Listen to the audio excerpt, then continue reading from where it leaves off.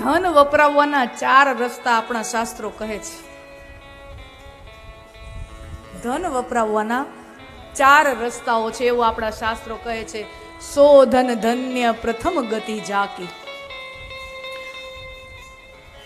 રામચરિત માનસમાં મહાદેવ જ્યારે પાર્વતીજીને કથા સંભળાવતા હોય ત્યારે પાર્વતીજીને કહે છે કે હે ભવાની, એ ધન ધન્ય છે કે જે ધર્મના રસ્તે વપરાય છે.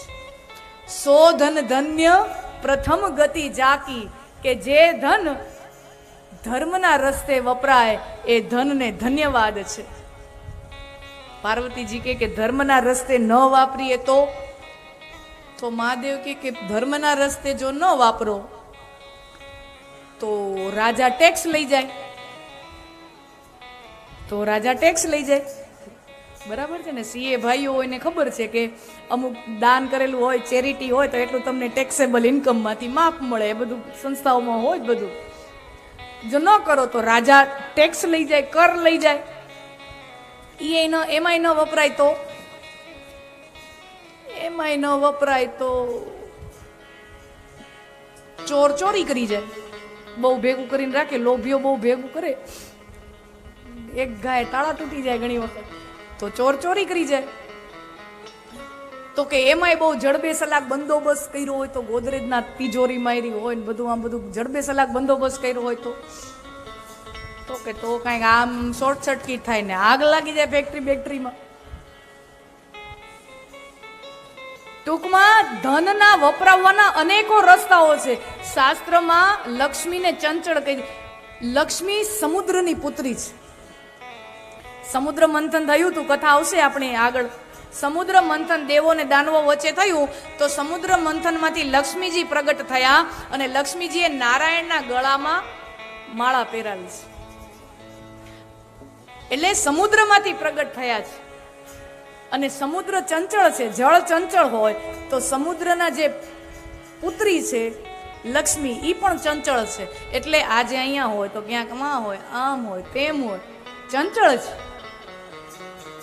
અને સમુદ્ર મંથનમાંથી લક્ષ્મીજી બહાર નીકળ્યા, પ્રગટ થયા તો નારાયણના ગળામાં હાર પહેરાવ્યો છે. ટૂંકમાં નારાયણનું વર્ણન કર્યું છે. લક્ષ્મીના પતિ નારાયણ છે. આપણે શબ્દો વાપરતો હોય ને વ્યવહારમાં, આ લખપતિ છે, આ કરોડપતિ છે. આપણને બધાને લક્ષ્મીના પતિ થવું છે. લક્ષ્મીના પતિ આપણે નથી, નારાયણ છે. હો, આપણે આના પતિ છીએ. લક્ષ્મીના પતિ થવાની મારી તમારી ગજુ નથી. હા, લક્ષ્મીના પતિ નારાયણ છે. આપણે બહુ તો લક્ષ્મીના દાસ થઈ શકીએ, બાકી લક્ષ્મીના પતિ તો નારાયણ છે. સો ધન ધન્ય પ્રથમ ગતિ જાકી. તું તારા હાથે સત્કાર્યો કર અને પુણ્યનું ભાથું ભેગું કર. તારે સદગતિ માટે કોઈ ઉપર આધાર રાખવાની જરૂર નથી. ના, માન્યો નહીં. સંતાન નથી, મારે આપઘાત કરવો જ. કાં તમે મને રસ્તો બતાવો જેનાથી મને સંતાનની પ્રાપ્તિ થાય, અને કાં મને મરવા દો. અને ત્યારે સંતે કરુણા કરી કે આમ ને આમ પોતાનું જીવન વેડફી નાખશે. એટલે સંતે કૃપા રૂપે એક પ્રસાદી આપી કે આ પ્રસાદી લે, ઘરે જઈને તારા પત્નીને કે જે આ પ્રસાદ ગ્રહણ કરે, તારા ઘરે અવશ્ય સંતાન થશે. હવે આત્મદેવી પ્રસાદ, ગુરુનો પ્રસાદ લઈને આવ્યો.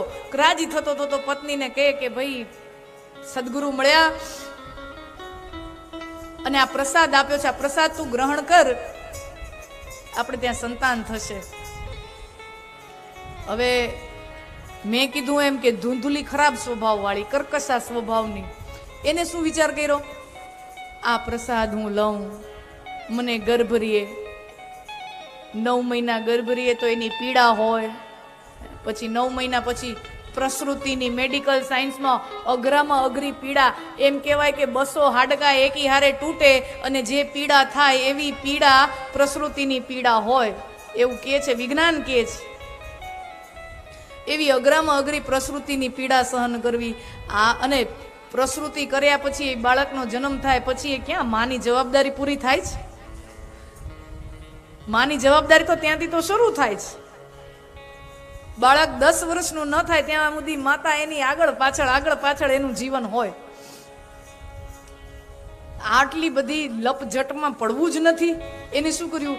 એ પ્રસાદ ગાયને ખવડાવી દીધો. આંગણામાં ગાય બાંધેલી હતી, એ ગાયને પ્રસાદ ખવડાવી દીધો. અને ગામમાં કોઈ ગણિકા છે, કોઈ વૈશ્યા છે, એ ગર્ભવતી છે, એની આને જાણ છે કે 9 મહિના પછી આને સંતાન થવાનું છે, તો એની હારે સોદો કરી આવી. આ ધૂંધુલીનો સ્વભાવ કેવો, એ ગામમાં જઈ ગણિકા સાથે સોદો કરી આવી કે તને જે સંતાન થાય એ તું મને આપી દેજે, એના બદલામાં તને આટલા પૈસા. આવો સોદો કરીને આવી. ભાગવતના મહાત્મ્યની અંદર કથા છે. અને પછી તો દિવસો પસાર થવા માંડ્યા. હવે ખોટું બોલી છે ને પતિ સામે, હવે ગર્ભવતી હોય તો દેખાઈ આવે. સમય પસાર થયો એટલે કપડાના પેટ પાસે એવું બાંધે કે જેનાથી પેટ દેખાય, કે જેવી રીતે ગર્ભવતી છે એવું એનો આડંબર કરે, એવો દંભ કરે. અને પછી એક વખત આત્મદેવ બ્રાહ્મણને 1-2 મહિના પોતાના કામ માટે, કર્મકાંડના કામ માટે બહાર ગામ જવાનું થયું. અને પાછળ આ પ્રસૂતિનો પ્રસંગ બન્યો. ખરેખર તો આ ગર્ભવતી હતી જ નહીં. ગાયે જે વાછરડાને જન્મ આપ્યો, એ ગાયે જે વાછરડાને જન્મ આપ્યો એ આખું માણસના બાળક જેવું જન્મ આપ્યો, પણ કાન એના ગાય જેવા. આખું શરીર મનુષ્યનું, કારણ કે તો સંતની પ્રસાદી છે, પણ કાન એના ગાય જેવા. એટલે એનું નામ થયું ગોકર્ણ. જેના કાન ગાય જેવા છે એ ગોકર્ણ.